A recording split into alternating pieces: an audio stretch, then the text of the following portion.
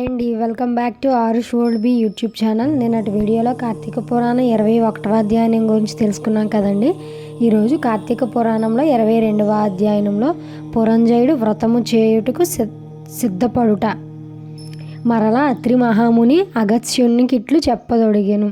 పురంజయుడు వశిష్ఠుల వారు చెప్పిన ప్రకారము కార్తీక పౌర్ణమి రోజున శుచి అయి దేవాలయమునకు వెళ్ళి శ్రీమన్నారాయణ్ణి షోడశోపచారములతో పూజించి శ్రీహరిని గానము చేసి సాష్టాంగ నమస్కారము చేసి సూర్యోదయం కాగానే నదికి పోయి స్నానమాచరించి తన గృహమును కరిగెను.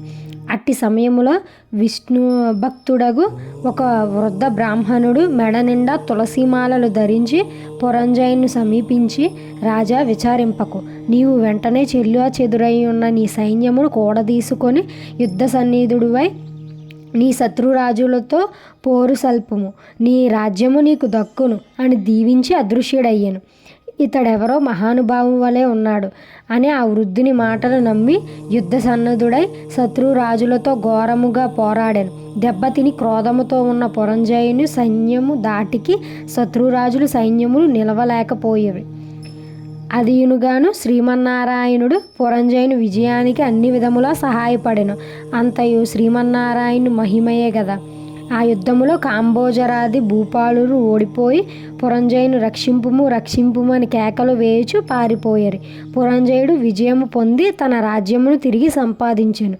శ్రీమన్నారాయణ కటాక్షములకు పాత్రులైన వారికి శత్రుభయము కలుగుతుందా? విషం త్రాగినను అమృతమేయగను. ప్రహ్లాదునికి తండ్రి విషాన్ని ఇవ్వగా శ్రీహరి అని ప్రార్థించి త్రాగగా అమృతమైపోయినది కదా.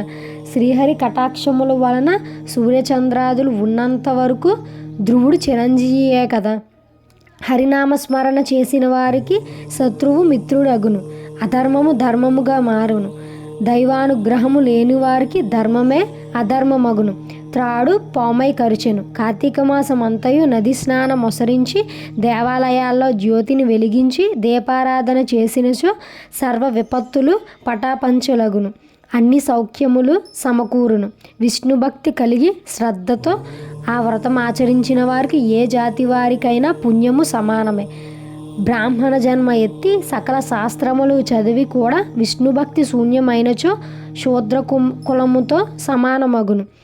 వేదాధ్యాయన మొనరించి దైవభక్తి కలవాడై కార్తీక వ్రతానుష్ఠాన తత్పరుడైన వైష్ణవోత్తముని హృదయ పద్మమున భగవంతుడుండును. సంసార సాగర ముద్దరించుటకు దైవభక్తియే సాధనము.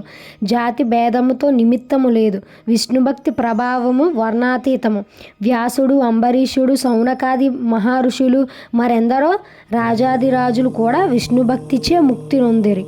శ్రీహరి భక్తవత్సలుడు సదా పుణ్యాత్ములను కంటికి రెప్పవలే కాపాడుచుండెను.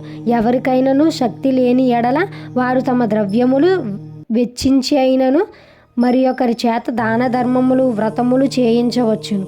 శ్రీహరి భక్తులు శ్రీవారికి అన్యోన్య సంబంధికులు. అందువలన లోక పోషకుడు భక్త రక్షకుడైన ఆదినారాయణుడు తన భక్తులకు సదా సంపద ఒసంగి కాపాడుచుండెను. శ్రీమన్నారాయణుడు సర్వాంతర్యామి, 1000 సూర్యభగవానులు తేజస్సు కలవాడు, నిరాకారుడు, నిర్వికల్పుడు, నిత్యానందుడు, నీరజాక్షుడు, 14 లోకములను తమ కుక్షియం దిడుకొని కాపాడుచున్న ఆదినారాయణుడు.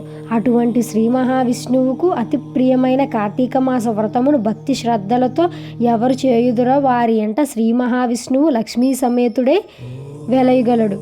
ఆ ఇల్లు సిరి సంపదలతో కలకలలాడును. కార్తీక మాసంలో శుచి అయి పురాణ పఠనము చేసినచో పితృదేవతలు సంతోషించెదరు, వారి వంశము తరించును. ఇది ముమ్మాటికి నిజం. ఈ వీడియో అంతటితో పూర్తయిందండి. దీని కంటిన్యూషన్ వీడియో 23వ అధ్యాయంలో తెలుసుకుందామండి. మొత్తం అన్నీ ఫాలో అవుతూ అన్ని వీడియోలు వరుసగా చూస్తేనే అర్థమవుతుందండి. ఓం నమ శివాయ. శ్రీమాత్రే నమః.